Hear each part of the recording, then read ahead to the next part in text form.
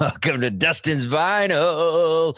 That was Anthony Kapfer on the axe. I mean, you went a little crazy in the whammy on that. I like it. That's got to be the most fun thing ever, the whammy bar. I think once that was invented, it changed everything. Because we could just have fun and just exaggerate it. I never used to like them when I played guitar, but I can't stop now. Just everything I play, I'm just. Why would you stop? I don't know. Do you ever try blues, like the slide thing? I think that thing's cool. Oh, I have. I'm not good at it, but I some people just use a lighter, but oh yeah. I could pretend to play guitar if I have a lighter because I can make it kind of go. People go, "Oh, you can play the blues." Hell yeah, I can. And then it's just like all I need is a bic and some sadness, and they're like, "What?" And then you never know. I gotta try it. You should try. You got to get a bic. Yeah, it's got to be a bic. It's got to be a tiny bic because you don't have like long Eddie Van Halen fingers. So, or do you? I don't know. You got long fingers? I don't know. I mean, they're proportional, I think. To you ever see Eddie Van Halen's fingers? They're so long, dude. It's like, what else was he gonna do? You know what I mean? It's like I think some people, it's like. You're physically born to do something because, like LeBron, he's not going to teach kindergarten, what I mean? He's going to slam a basketball. Like Eddie Van Halen, he's got these skeleton fingers. He's going to play guitar. Yeah. It's like what it is. All right. Probably get in trouble for the LeBron thing. Not all black people play basketball. Anyway, how you been? You having a good week? We got to hang out, dude. This is ridiculous. I only see you on Zoom, and it's like you live literally 17 minutes away. Yeah. 17 minutes. I think I've timed it. How are you liking Koreatown? That's exciting. I'm liking it. Yeah. You're going to be surprised by this. There's a place called Koreatown Pizza Company. Okay. Best pizza I've had in years. Wow. Really? Is it... Korean people making the pizza? I think so, and they do. So I got like the classic. I did like a cheese and pepperoni. But they also do like beef bulgogi and stuff like that. Okay, but I don't know what that's like. I got the pepperoni, and I'm like, you know what? This is close enough to New York for me. I'm into it. It's like New York, but it's also like the pizza at Chuck E. Cheese. Yeah. Well, when you were in New York, you were kind of on a budget, so you ate a lot of 99-cent pizza. So I think your bar is pretty low. I was eating at like brick pizza places and stuff. Yeah, I don't even mess with pizza I just do the chains because we live by the California pizza thing, and it's like they got gluten free, and that's Leah does that. So it's like I don't even mess with it. It's like because I don't want to be disappointed because I'm more of a taco guy than a pizza guy. So well, the tacos, I mean, you can't miss anywhere. Embrace the tacos. Yeah, good times. I saw your tweet. I guess you're not a big fan of Elvis, huh? Big Elvis movie coming out? I don't really. No, I never really liked Elvis. You don't mess with Elvis, man? Not really. He's the king, baby. That's what they say. They tell me he's the king. I think he's important. I think without him, I think the Beatles probably wouldn't have done what they did. A lot of bands would not have been as influenced. Wouldn't have been able to maybe even have the spark. I think somebody like Elvis kind of opened it up. And yeah, he took a few things from a few people. But hey, who hasn't? Who hasn't? You know what I mean? Like name one artist who hasn't been inspired by another artist. You can't. It doesn't exist. No. People just try to make it a race thing because they happen to be black artists. But who else? Everybody's been inspired. Like Eminem was inspired. I mean, everybody's inspired. It's true. But even if you don't want to talk about the race thing, and we do because I'm trying to get story about ComedyHub in trouble. That's the goal. I'm going to get some controversy. I want to get this shut down for a week. All art is derivative. Okay, I don't know what that means. I'm going to Google that word later. Anyway, go ahead. Elvis didn't write his songs, any of them, but he still got writing credits. Songs. He wrote "Suspicious Minds." That's a great song. He took writing credits from the songwriters. Like he wanted he's Dolly Elvis. Parton's.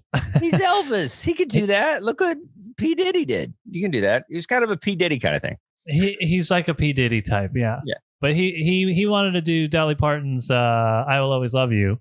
Yeah. And he wanted 50% writing credit Yeah. for the royalties, and she said no. Okay. And she released it on her own. It was a decent hit. And then Whitney Houston did the song, didn't take any of the writing credit.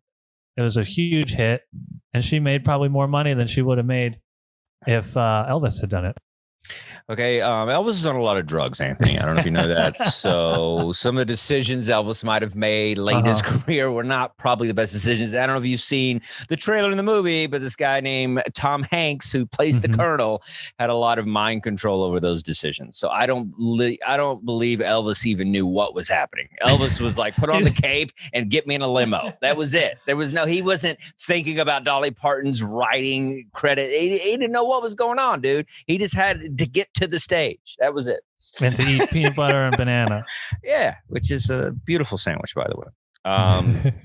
So if you go to Graceland, it'll change a little bit of your view of Elvis. And Sun Records. You go do the two. You got to do the Sun Records, and then you do the Graceland, and it it gives you kind of a more of a inside Elvis and appreciation. And I know you said Chuck Berry, so one of my random polls is this Chuck Berry album.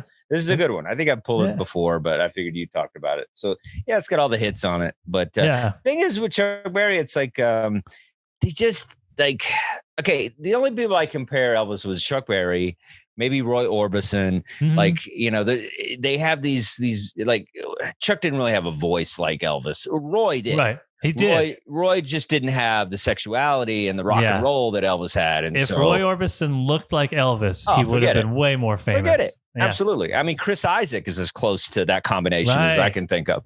But it's kind of the hybrid Elvis. Orbison. He had the looks and the voice. Yeah. So that's, let's bring in our other host so we can get some more input on all this. Our other co-host, very funny. He's the producer of the show as well. Give it up for Mr. Adam Holtz, everybody. Hey, guys. What's up, buddy? I just want to bring in on the Elvis talk. Yeah, might as well. So that movie's coming out. Can't wait to see it. It's already out. I can't wait to see it. And what are your views on Elvis, Adam? Are you an Elvis guy or no?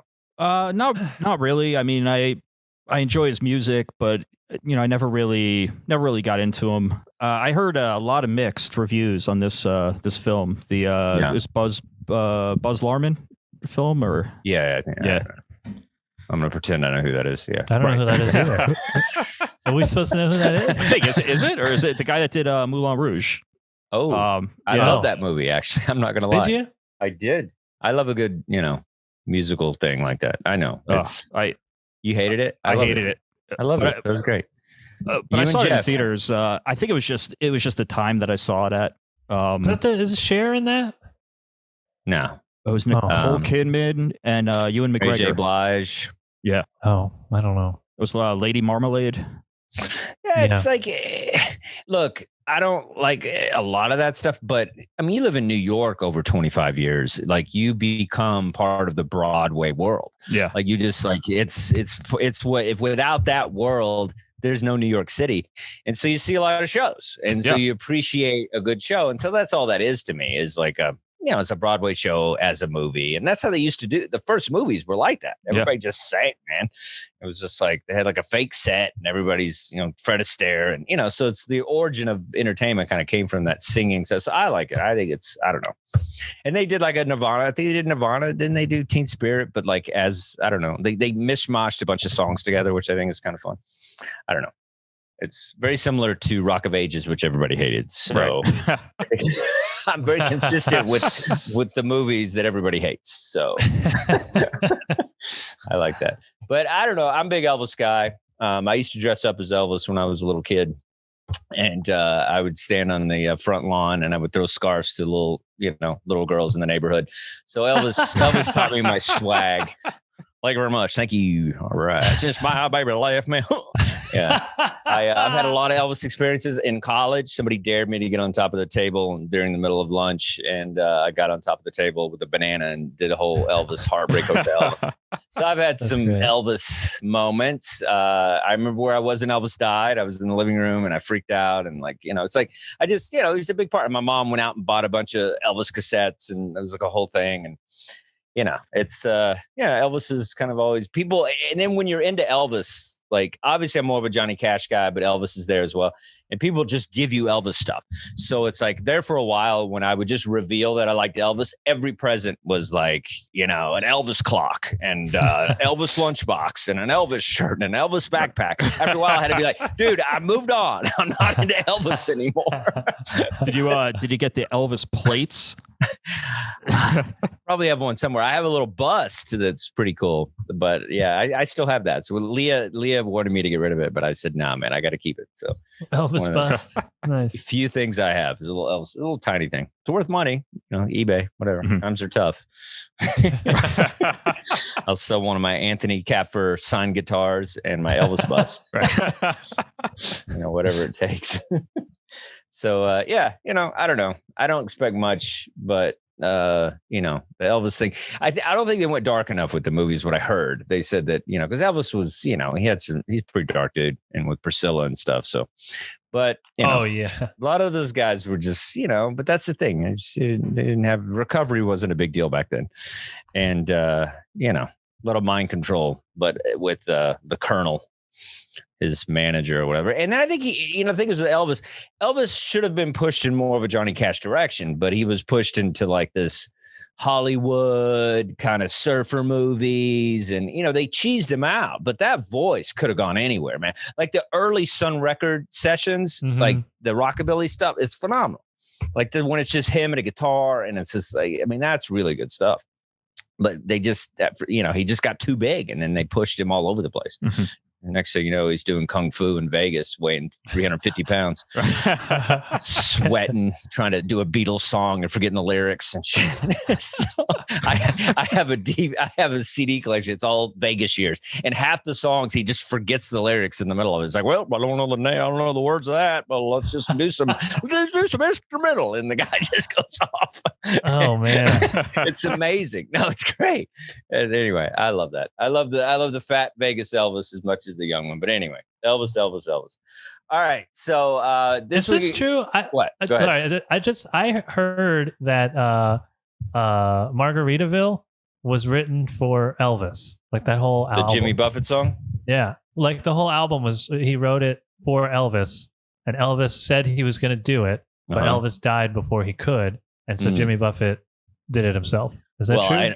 I don't think anything would go better lyrically with the artist than Cheeseburger in Paradise with Elvis Presley. So there was a missed opportunity there for sure. I'm so glad he didn't, because I feel like that's the only thing we would associate him with. The Cheeseburger song. Fucking it's Elvis. A pretty good song. Yeah. Yeah, I'm glad that didn't happen. I'm glad Suspicious Minds and those songs are the later ones. Because that's one of my favorite songs. I love that song. So anyway, Jeff's not here. Nobody even noticed. But we're having such a nice flow. Everything is great. Everybody's internet works. We're having a good time. This is great. But yeah, so Jeff is, telling me he's busy. It's just so funny. He's like, I'm busy, man. I was like, we're all busy. Like, shut up. Who cares? And then I was like, and then he shows me a flyer with him and a hammer. And I'm like, what is going on? I'm a hack comic, but I don't have a hammer in my headshot. Okay. All right. So I love him though. I love him. I love him to death. We're going to miss him today. So I guess our theme was, it was new albums, new releases. We'll start with you, Adam. And new releases in 2022. I want to do something in the past few months, something that, just because it's, it's always great to just hear new stuff and, feel the newness of the music instead of hearing, because, so many classic things we listen to all the time. And that's the thing is, I think some people, that's all they do. Like you had these memes about guys that just listen to, I know people just listen to stuff they listened to in high school, you know, and that's why all these bands are still going. It's like I can't believe. Sometimes I'll look around and like I'll see stuff and I'll be like, are people really going to Motley Crue? Like, is there that many people still watching Motley Crue? There's that many people. Like, it's just unbelievable. Like, what is it? What is that? 50,000, 40,000? I don't know. It's just unbelievable that many people that like Motley Crue can afford the tickets. But the thing is, But anyway, so Adam, what do you got for us for our new album in 2022? What do you got? So first off, 2022 has been a great year for new music. It's there's been and you know what it is? It's usually when when times get really dark, art gets it's so much better. And but one thing is, like, a lot of the albums I've been listening to have been really super depressing and very angsty. So we know, right. So I was like, okay, there's a whole bunch I want to do. I would have liked to have done the Smile or the new Soccer Mommy album, but they are so dark. So I wanted to go with something fun. This is an album that has become one of my favorites so far this year. It's the self-titled debut album from Wet Leg. It's a UK duo of Rhiannon Teasdale and Hester Chambers, and they created the song Chaise Long or Chaise Lounge, which went viral. It was they recorded this one song, they had a video for it, went super viral. They were playing I think it was last year, they were playing Mercury Lounge at the beginning of the year. By the end of the year, they were selling out Brooklyn Steel with no album. No, I mean, they had two songs, Chaise Lounge and Wet Dream. And I mean, they blew up. They were very hyped up. Their debut album comes out, and I think it lives up to the hype. It's a very fun album. It kind of reminds me a lot of Pavement. And there is a lot of it's kind of, there's both that mix of humor. There's that there are those moments of maybe kind of like youthful existentialism in there, but they never really take themselves too seriously. And I think that's what makes this album stand out. It's very indie rock, very there's some psychedelic rock that goes on in it too. There's I was reading some people saying that Wet Leg reminds them of Cyndi Lauper or B-52s, were two of the ones I saw comparisons to. They kind of put them in as like the outsider rock, which is what I thought. Which kind of reminds me of Pavement as well, or Beck. Beck is another one that this album reminds me of. There's actually this one quote. I was watching the Chaise Lounge video, and I got to just pull this up real fast because I thought this was absolutely perfect. Somebody wrote, "This is what happens when your favorite vinyl collection starts its own band." Oh, interesting. And I like that. And I like that because I think that there is, like, when you're listening to it, there's so many different things that you pull out of it that you're just like, wow, this sounds like, it sounds like early 2000s, early 2000s rock. This sounds like different bands from the 90s or from the 80s new wave. But it is a fun album. Chaise Long, I would say, is one of the highlights there. I would say it would even be probably the song of the summer. It's and it has that like really offbeat, bizarre lyrics, that kind of dry humor to it too. Angelica is very has this really cool psychedelic feel to it. There's I Don't Want to Go Out, which to me reminds me a lot of the Shins during like Shoots Too Narrow, a little bit of the Beatles in there. Wet Dream, which is their other single off of it, I would say is kind of if it wasn't for the subject matter, I would say that it would be an arena song. Like you would hear it during hockey games, you hear it during baseball games. Reminds me kind of Veruca Salt a little bit.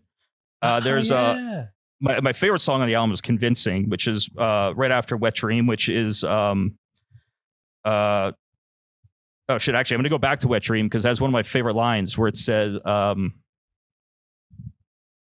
oh shit! Now I kept they reference Buffalo '66 DVD, which I thought was a great line. Nice. It just I should have written it down, but okay. But there's Convincing, which is Your Mom, which is a diss track that has Rhiannon basically towards the end of it. Just she says, "I'm gonna let out. I've been practicing my loudest, longest scream." And she just lets loose, and it was absolutely fantastic. It's great. There's but a lot of these songs are all about going from your late 20s to early 30s, and you're just, you're having fun, but you're making mistakes, and you just keep repeating those mistakes over and over. But, that like there's songs like Supermarket where it's like, hey, it's great. It's fun to just get high and go hang out in the supermarket. Or, it's a really fun album. I bet you they're an incredible band live. I definitely want to check them out live. And it's great to have something that's not, it doesn't take itself too serious, especially now. Yeah, no, they're great. I wasn't expecting this sound, because I always expect, kind of a goth, kind of depressing, kind of like, that was me thing. So it was a little more upbeat. It reminded me kind of a female Mickey Avalon, who I love a lot. Just kind of like a dance beat, but it's a little groovier, a little more complicated than just regular dance music, but it has some fun to it. It talks about partying and mistakes and, like you said, just college life and, things that are happening in a young person's world, which is good. Sometimes I feel like, am I too old to be listening to this? But it's really so far removed from my world, as we do a show on Twitch. But right. We're trying to relate, kids. We're trying to relate to you. But yeah, I thought it was good. I wasn't crazy about it. Like it felt a little, some of the songs kind of felt the same. I did like the Scream song. I thought that was the highlight of the album for sure. It just felt like a good groove album that I would just kind of put on and, just kind of an upbeat album, that you could just drive to or dance to. Like it'd be a good party album to have. But, if you have a little dance in the living room, Anthony, come on over. Yeah. Let's get nasty. Let's do it. We don't have Jeff, so we have no phenomenal dancing happening. You see these shoulders? Oh, look at I can't believe they give us a show. But yeah, it was good. And I like anything that's not American lately, It's like it's just something, there's something great about, just something that's just a little across the way. Seems like it just has a little more coolness to it. I don't think any of us picked American bands. Right. For this. None of us picked American bands for this. We didn't. Right? Yeah, I always, so Anthony, what'd you think? I love it. I mean, if Adam didn't pick this was going to be the one that I would have picked. Oh wow! I've been listening to this since it came out. I mean, I heard the Shays Lounge song before, when that was just a single and that was all they had out. So they had some buzz, and I don't usually hear about new bands because I'm not really paying attention. But they had enough buzz that I heard about them, and I was like, oh, this is good. And so I like it. I like it a lot. It's probably my favorite 2022 album. Yeah. Wow. All right. You two need to get a room with how much you like the same music. Well, me and Anthony actually talked about that album before too. Yeah. I know. I thought we had covered it before you picked it because I was like, oh, maybe I'll pick it. But I was like, I remember we talked about it. All right. It must have been just us. Let's see what our ghost critic has to say. Jeffrey Paul. Let's see. From Beyond. Okay, so I have to film this while I'm in the moment. I was just finished listening to Wet Leg again, and I gotta say, the most appropriate song I've ever heard a band do is called Piece of Shit, because that's exactly what this album was. Unlistenable. The big single off of it, Chase Lounge, repetitive nonsense garbage. Oh my God, there was a couple of others here that were absolutely Angelica, unlistenable. And I think the only song that really kind of was okay was the opening song. So the album starts out with a little bit of promise, but just complete nonsense. This was awful, Adam. I don't know what you were thinking. They are not the Pixies. They're not anybody. I don't know how this band got signed. Wow. Okay, stop. Yeah. Oh, that's He hates it. Jeff keeps it real. He really does. Yeah. He keeps it real. Yeah, I don't see him liking this band, but Jeff sometimes jumps gun a little too quick because he likes all that 80s dance stuff, and there's a lot of that happening in this music. yeah. So sometimes what Jeff doesn't do is like you got to go back a little before you can go forward, and it's just like you can't it's like that's what it sounded like to me. It sounded like this dance music from when I was a kid or whatever, but with the modern thing on it. Yeah, it's so funny how he just like this is the worst. This is unlistenable. That's unlistenable amazing. Nonsense. Yeah, that's going to be the name of my next album. Unlistenable. Yeah, and there's some songs on here. I figured he would have liked Wet Dream or Oh No, which Oh No to me, the first time I heard it, I actually thought it sounded a little bit like The Clash, and that was that whole song is a little bit about doom scrolling. Yeah. It's unlistenable. I can't believe you picked this piece of shit. All right. Well, that's Grandpa Jeff's view. These kids today. On the new song "Wet Leg." He's not here. We can really trash him. It's amazing. He just comes to my room right now, like that'd be awesome. Man. So I'm yeah. surprised he hated it that much. Yeah. I didn't expect him to love it. Well, but unlistenable. To be that's fair, surprising. Here's the deal: is nobody cares except us. But he picked the new Def Leppard album, and I felt like, that said a lot because I think he wasn't willing to kind of like go outside his realm. Mm-hmm. And the Def Leppard album, was it called Halo something? You should probably know. Diamond Halos. Diamond Halos, and. We'll go talk about this and then we'll get into Anthony's album. But it's like, I felt like with this album, it's like, and it brought the question though, where it's like, I thought they sounded pretty good in this album.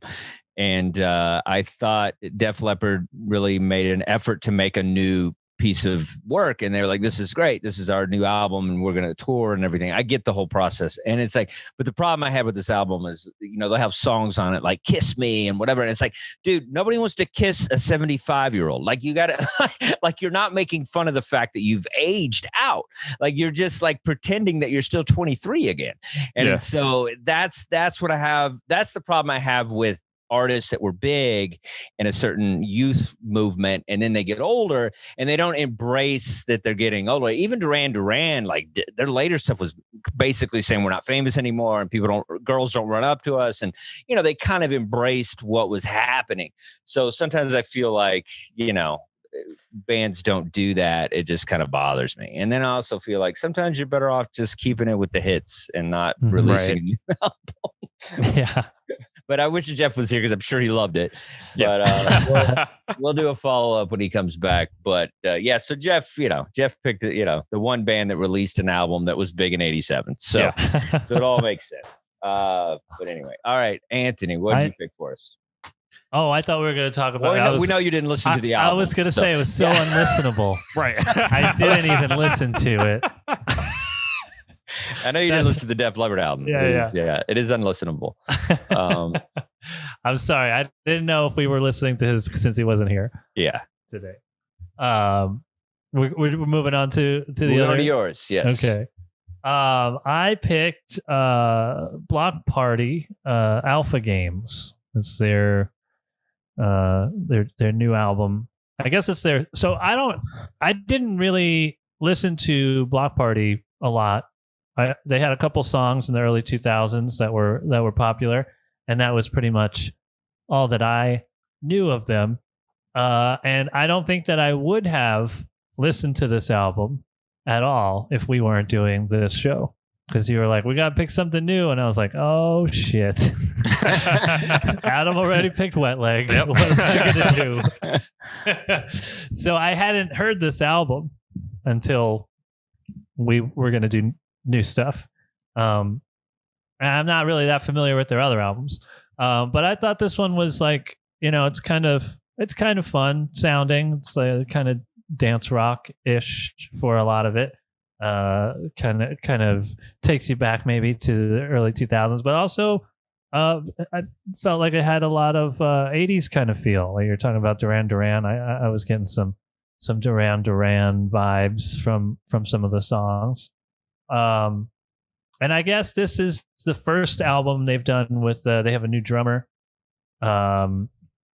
And I think they also in the last couple of years replaced the bass player. So it's like it's like half of the original lineup on this album. So I don't know. I thought it was pretty good. But I'm not a huge fan of them in general, because I just never really listened to them. So this was new for me too. So. Yeah, I enjoyed this album, and it kind of reminded me of Oingo Boingo. Remember them? Right. Dead Oingo Man's Boingo, Party. yeah. Oingo, I can never say Oingo Boingo. There you go. Oingo Boingo meets the Clash, kind of, and it was like there had some like early Clash stuff in there as well. Yeah, it was good. It felt very 80s to me, just because I was into the whole new wave movement in high school and stuff. So it's like, that music was prominent, but I enjoyed it a lot. I want to listen to it again. I thought this was a really good album. Had a mix of sounds and things, and some songs are a little faster and stuff. I was listening to it as I was hiking up, so I didn't get to jot things down or anything. But it was I thought it's definitely a great album. I enjoyed his voice. I thought what's the lead singer's name? He was great. I thought had a good sound, but it was definitely listenable.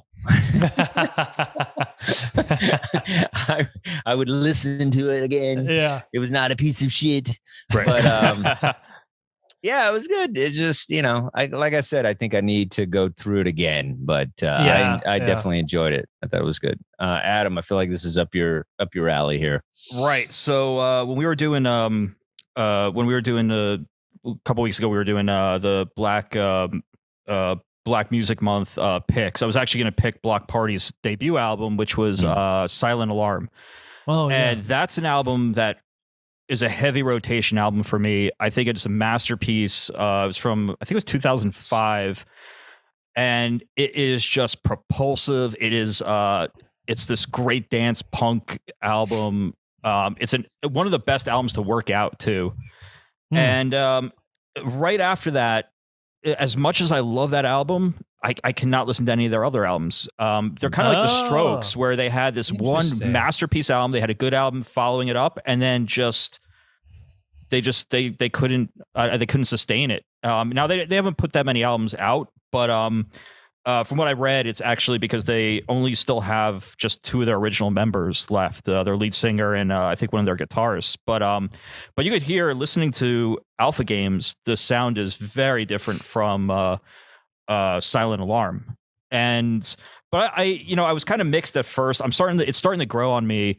And there are definitely some songs on here like Traps, which captures a lot of what Silent Alarm is. There's You Should Know the Truth, I thought was really good. Of Things Yet to Come. When they slow things down on this, it gets really good. Sex Magic, and I think the probably the best two songs of this album are Traps and If We Get Caught. If We Get Caught, I think is a stellar song. It would have fit perfectly. It actually reminds me a lot of some of the slower Silent Alarm songs. But you guys should really check out Silent Alarm. I think it's one of the best albums from the aughts, I guess. Very cool. I forget what the name of the like real slow song is on this, but that was my least favorite. I like when when it's like upbeat, higher energy stuff. Yeah, because you don't like Love, Anthony. You don't like ballads. You fight it, even though you got married. It's we know. What's yeah, going but on. I did it in a cool way. Did you do it in a cool way? There's never a cool way. There's never courthouse. a cool way. We don't wear rings. Right. I love how we're not married and we wear rings. I just don't like rings. I don't like how they feel on my hand. Yeah. Yeah, wait till you get in a fight. You'll be happy you had it on. In the face. All right, let's hear what Grandpa Jeff said. Oh boy. All right, so I'm going to wear my glasses for this one, and this is Anthony's album. This was Bloc Party, Alpha Games, And out of the albums that Adam and Dustin gave me, I gotta say, I liked Anthony's the best. Not by a little, but by a lot. I could actually see Anthony in this band, either as the singer or the drummer, let's say. But definitely I could see him singing for this group. I like the different sounds that almost each song had, going down track to track. I mean, you look at the difference between, say, a song like Day Drinker to You Should Know the Truth. Musically, this group kind of reminds me of, I don't know if you guys remembered a band from the 80s called Big Audio Dynamite. It was Mick Jones' next band after The Clash. It reminded me a lot of them. I thought a song like The Girls Are Fighting was an interesting song, but I think the song that really stood out to me the most, that I liked the most, was Things Yet to Come. Very melodic, very, very pretty song. A lot of melody to it. If I'm an A&R guy and I'm trying to get them on radio, I don't know what radio you would be on in 2022, but that would have been my single. But I gotta say, Anthony, good choice here. Wow. Wow. Unexpected. That's Totally. huge. Yes, Grandpa Jeff likes you best. Right. That never happens. Wow. That's the first for this show. Yeah, he Big Audio Dynamite, only go bowling. Yeah, it's like I could see, Right. because he talks about them a lot, and I actually enjoyed them as well. Big Audio Dynamite, so I could see that's where I felt like even Adam's band, Wet Leg, I felt like they had kind of had a little bit of that 80s thing, but I guess he didn't catch it from them, but he caught it from your band. But yeah, that's fun. All right. Well, you got listenable. That's huge, man. That's like a standing ovation. I know. I don't even know what to say. And then obviously you like yours better than mine, so God knows what he's going to say about mine. Right. So that's going in. Very cool. Well, speaking of Jeff, Viagra Boys is the I still got it. I still got it, Anthony. I still got it. You got it. This is a band that I kind of accidentally found. I spent some time in Sweden actually, and really fell in love with some of the music out there. And this is, so once in a while I try to stay on like Swedish music. Like I'll seek it out. I'll put it in my searches and stuff. And this band came up. They're kind of a newer band. I think they formed in like 2015. The first album was 2018.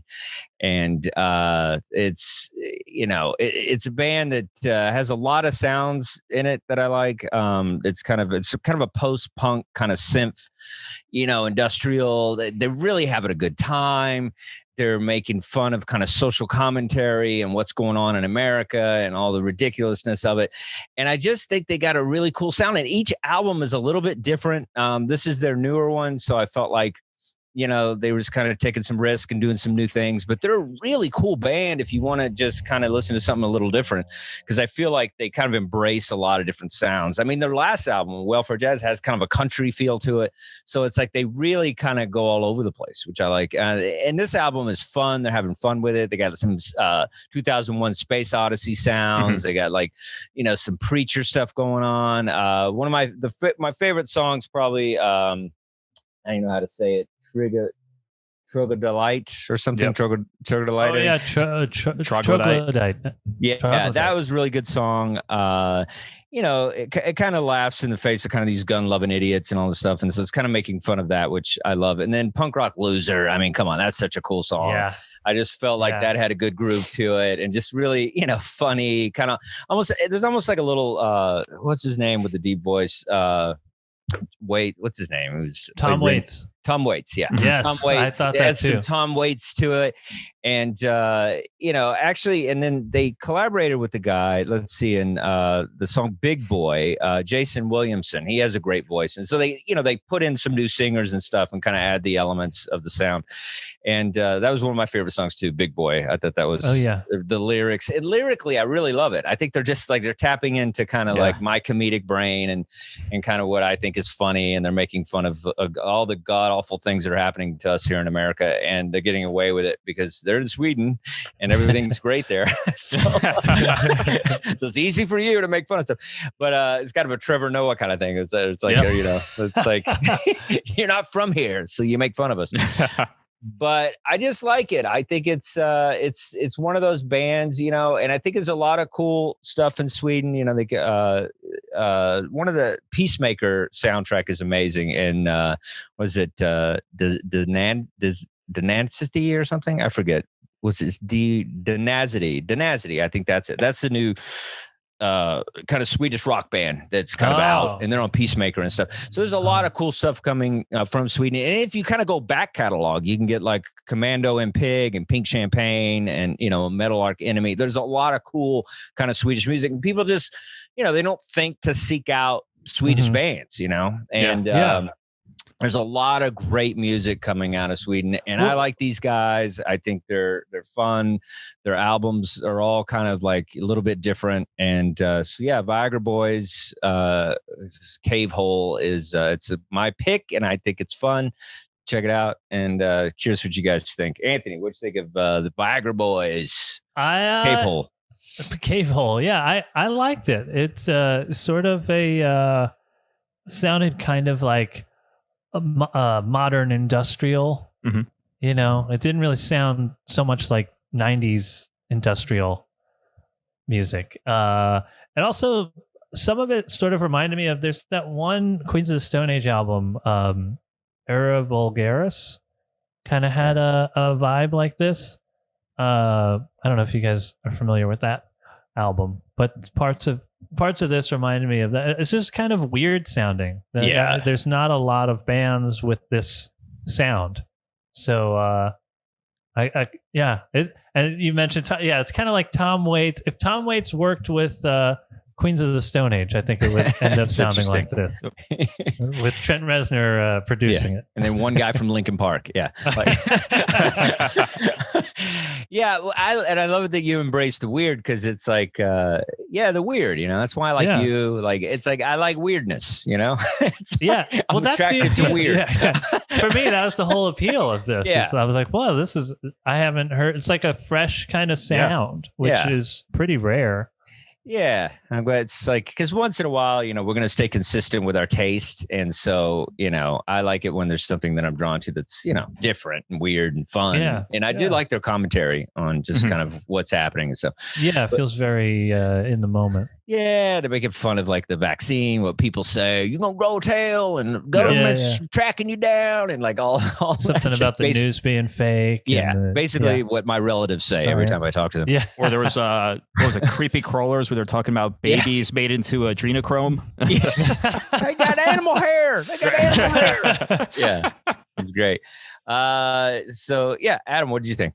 I really like this album, and I hadn't heard of I hadn't heard any of their songs before. And just like you guys were saying, I think it's very unique. It's there's not really much I was able to really compare it to, other than, you know, I was thinking with a lot of the social commentary, there was some hints of Bad Religion in there, and nice. I really like that. I mean, it's punk.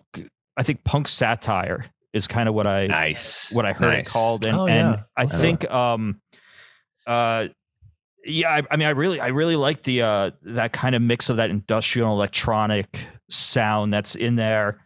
There's I would say Punk Rock Loser was one of my favorites. Creepy Crawlers, it's a good one. Ain't No Thief, and then Troglodyte too, and just how much they're just trolling trolls. It's that's great. So this is a great album. I definitely want to check out their other stuff. Yeah, there's I think Welfare Jazz is like critically acclaimed, and like it's really good. But they're cool, man. They're definitely a good band on shuffle. Like, you're not going to get a bad song. You'll get a weird song, but it'll still be interesting, you know. But yeah, I like it that they do the skits before the songs. Like, because you don't hear that a lot in, you hear it a lot in hip hop and things like that. But you don't always hear it like you used to hear it, I guess, more in like 70s stuff. There'd be more sound effects and stuff, but. You know, like the Doors and Pink Floyd and stuff. But this, you know, with the voices and the characters and stuff, I think it's fun. That's what I love about hip hop, is that they add, you know. You like the skits? I never loved the skits in the. I love the the skits. Like Big Pun. Man, his skits are hilarious. I think Eminem's stuff is phenomenal. I think it's so funny. Like he does that one. Leah was telling me about that song that he does where he's tracking the kid down that he trolled him, and then he's just like you hear his GPS finding his house. He's telling his record producer, it's like, yeah, I think I found him, and he's getting out of the car. Like I love that. I think it's funny. It makes it lighter, especially hip hop, because hip hop could be pretty intense. So when you're kind of making fun a little bit, I think it's interesting. I mean, I don't know. I mean, we did that when we produced my album. We put on some funny skits and stuff. So I mean, I guess comedy, whatever. But I don't know. I think it lightens the mood a little. I think it's interesting. I don't know. I don't mind it. I mean, you can go too far with it, like the Adam Sandler album, you know. Right. Yeah, but the next Adam Sandler, his follow-up to that one was a great one. Yeah, was it better? Okay. I thought so. But yeah, I don't know. Let's see where Grandpa Jeff has. It's no Bloc Party. So let's talk a little bit about the Viagra Boys Cave World. And this was a bunch of different musical styles, I thought. I didn't know what to make of it. It was kind of like a weird album. Not a lot of guitar work. It had some synthesizers on there. A lot of synthesizers on there. I could hear saxophone. Is it rap? Is it singing? I don't know.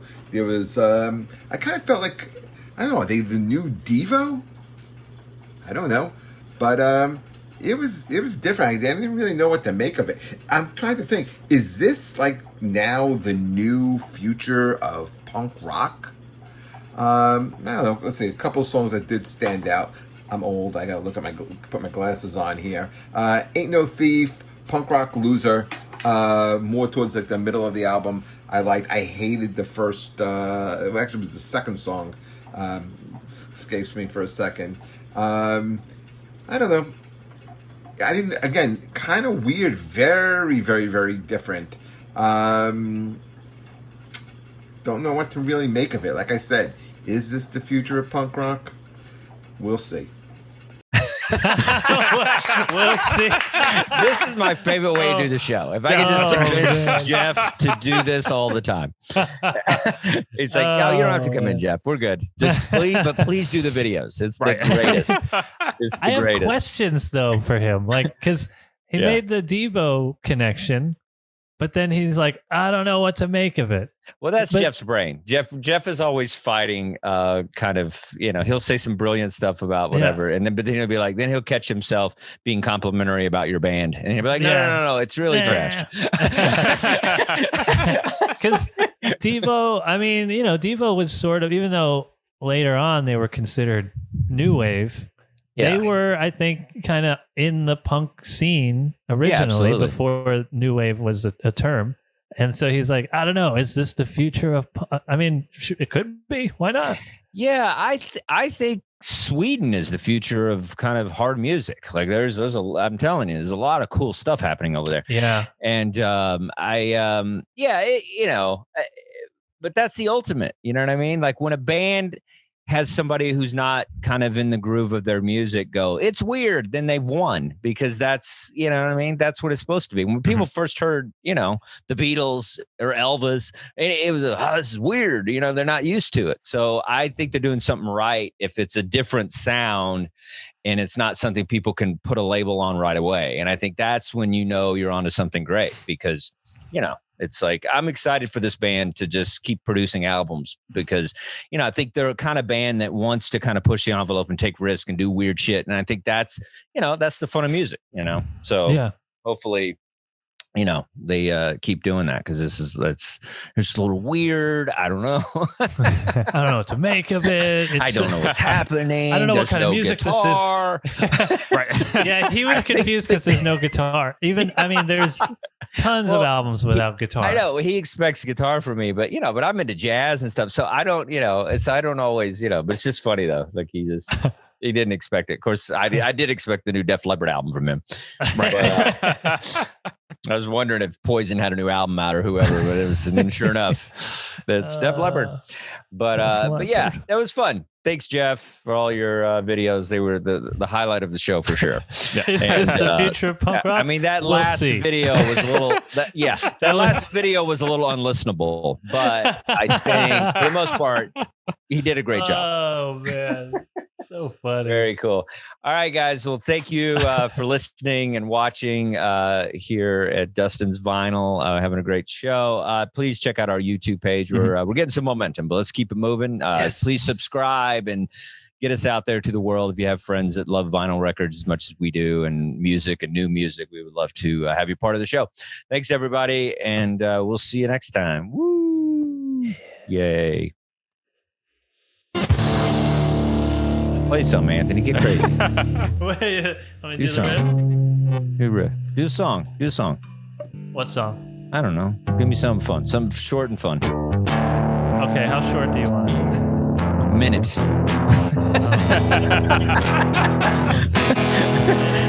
right, minute and 30. What do you got? Let's see. I'll do a real short one. Okay. This song is not long enough to be played on the radio. Perfect. All right. Bye, everybody. Thank you. Woo. Loved it. Great job, guys.